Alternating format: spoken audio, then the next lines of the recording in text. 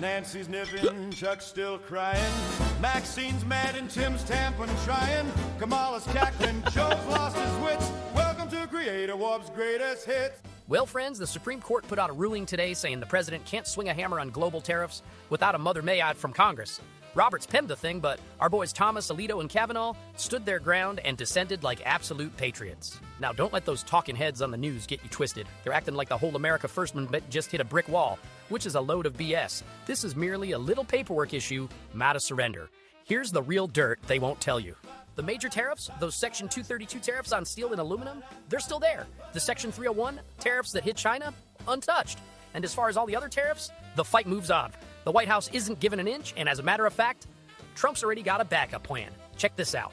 In actuality, while I am sure that they did not mean to do so, the Supreme Court's decision today made a president's ability to both regulate trade and impose tariffs more powerful and more crystal clear rather than less. I don't think they meant that. I'm sure they didn't.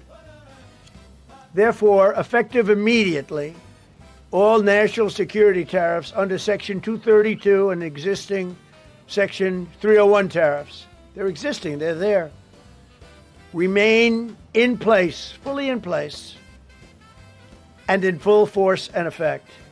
Today, I will sign an order to impose a 10% global tariff under Section 122, over and above our normal tariffs already being charged.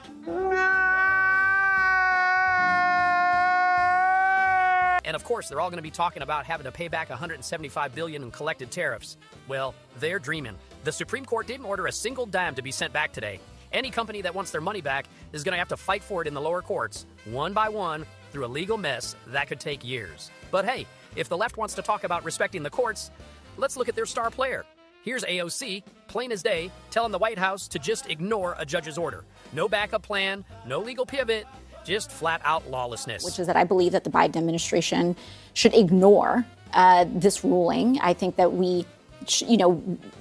the courts have the legitimacy and they rely on the legitimacy of their rulings. And what they are currently doing is engaged in an unprecedented and dramatic erosion of the legitimacy of the courts. It's pretty funny what comes out of their mouths when they don't have any skin in the game, right?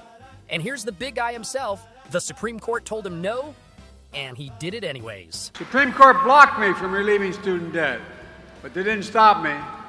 So far, I've relieved student debt for nearly 5 million Americans. A significant number are black borrowers. What a bunch of goofballs. I hope they enjoyed their little 2-hour celebration this morning, because one little procedural speed bump doesn't change the mission.